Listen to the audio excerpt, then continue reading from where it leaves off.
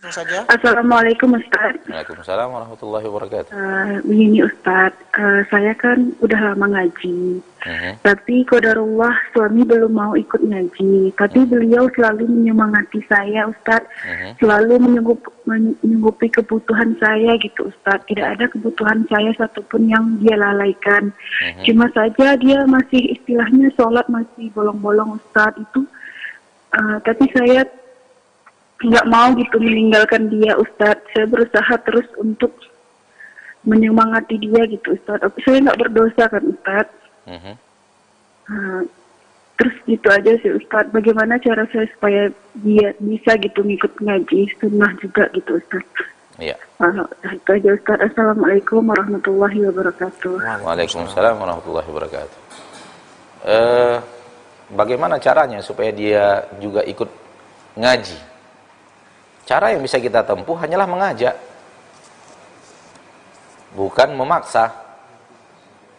Masalah mau atau tidak mau adalah pekerjaan hati, dan kita tidak bisa masuk ke dalam hati seseorang untuk merubah apa yang ada di dalam hati itu, karena kita tidak punya kemampuan untuk itu. Siapapun manusia tidak bisa masuk ke dalam hati manusia lain untuk mempengaruhi isi hati itu, mengubahnya dari setuju kepada tidak setuju, dari tidak setuju kepada setuju, dari tidak mau kepada mau, dari mau kepada tidak mau, dari tidak menerima menjadi menerima. Nggak bisa kita melakukan apapun di dalam hati manusia. Apa yang mampu kita lakukan? Yang mampu kita lakukan adalah dakwah, mengajak, menghimbau, menyarankan, memotivasi, sebagaimana yang telah ibu lakukan kepada suami, walillahil hamd. Lanjutkan itu. Lanjutkan mengajak dengan akhlakul karimah, lanjutkan mengajak dengan bahasa yang baik, dengan budi pekerti yang baik. Ingatkan dia terus, dan jangan pedulikan suatu saat dia agak sedikit tersinggung, kita ajak dengan akhlak yang baik, dibangunkan subuh, ia agak sedikit marah, jangan pedulikan. Lebih baik dia tersinggung dan marah dibangunkan subuh tapi sholat subuh, dibanding karena menjaga perasaannya kita tidak bangunkan dia untuk sholat subuh. Lebih baik dia marah kepada kita namun dia tidak dimarahi Allah. Itu lebih baik daripada kita menjaga supaya kita tidak dia marahi, namun Allah marah kepadanya.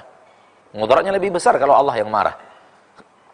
Dan siapkan hati kita untuk bisa bersabar berhadapan dengan siapapun yang kita ajak ke jalan Allah Subhanahu wa taala, termasuk suami. Sebaliknya juga termasuk istri ketika suami yang berdakwah kepada istri. Termasuk anak ketika mendakwahi orang tua, termasuk orang tua ketika mendakwahi anak, sahabat kepada sahabat, tetangga dengan tetangga, handai tolan kepada sanak familinya, sama. Rekan kerja kepada rekan kerja, siapapun. Kita tidak punya apa-apa selain mengajak. Dan ketika kita mengajak harus dengan akhlak yang baik, tutur kata yang baik, kata-kata yang lemah lembut. Tidak boleh keras, tidak boleh kasar, tidak boleh dengan emosi. Ya, sebagaimana yang diajarkan dan dicontohkan oleh Rasul kita tercinta sallallahu alaihi wasallam di dalam sunnah beliau. Maka kita ikuti itu. Kita ikuti berdakwah dengan akhlakul karimah, dengan hikmah wal mau'izatil hasanah yang telah Allah perintahkan di dalam Al-Qur'an, yang telah dipraktikkan Nabi Muhammad sallallahu alaihi wasallam, dan jangan berhenti, dan jangan lelah, dan jangan putus. Lanjutkan. Sampai kapan? Sampai kapanpun. Sampai Allah memanggil kita atau memanggil dia. Dan jangan lupa berdoa kepada Allah Subhanahu wa taala. Jangan lupa berdoa kepada Allah, karena doa adalah senjata seorang mukmin.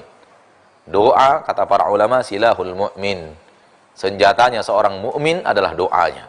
Betapa banyak terjadi kejadian-kejadian yang luar biasa di permukaan bumi dengan doa seorang muslim. Betapa banyak kejadian-kejadian besar yang luar biasa besar di permukaan bumi karena doa seorang hamba. Maka doa adalah senjata yang luar biasa. Jangan lupakan di dalam sholat kita, di dalam sujud kita, apalagi di dalam tahajud kita, untuk senantiasa berdoa kepada Allah Subhanahu wa taala untuk orang-orang yang kita cintai. Apapun yang kita inginkan, apalagi istiqamah di atas agama Allah Subhanahu wa taala. Dan jangan lupakan doa untuk diri kita sendiri. Karena kita pun belum tentu. Sekarang naam kita suka hadir pengajian, belum tentu 2 tahun, 3 tahun, 15 tahun yang akan datang. Sekarang kita cinta sunnah, belum tentu hati kita tetap di atas cinta sunnah di saat kita tutup usia dan tutup mata. Belum tentu. Maka doakan diri kita terlebih dahulu sebelum kita mendoakan siapapun yang akan kita doakan dari orang-orang yang kita cintai. Jangan lupakan diri untuk kebaikan orang lain. Dan jangan merasa sombong bahwa dengan di atas keadaan sekarang ini saya pasti aman sampai akhir hayat. Tidak ada. Pernahkah kita tahu bahwa sahabat Nabi ada yang kemudian murtad? Sahabat Nabi pernah bersama Nabi SAW, beriman bersama Nabi SAW, kemudian memilih jalan Nasara setelahnya dan wafat di atas Nasara. Sahabat Nabi. Dan berapalah iman kita dibanding imannya para sahabat. Akan tetapi tidak boleh ada kesombongan di dalam hati. Taufik di tangan Allah. Yang penting kita selamatkan diri kita dan kita ajak sekuat tenaga dengan akhlak yang mulia siapapun yang akan kita ajak. Dan yang kita ajak itu adalah orang-orang yang paling dekat hubungannya dengan kita. Itu yang paling penting untuk kita peduli kepada mereka, menasihati mereka untuk kemudian istiqamah di jalan Allah Subhanahu wa taala. Ini yang bisa saya nasihati untuk saudari kita yang bertanya dari Pekanbaru dan kepada pemirsa yang dimanapun berada yang menyaksikan acara ini secara live pada kesempatan pagi yang berbahagia ini.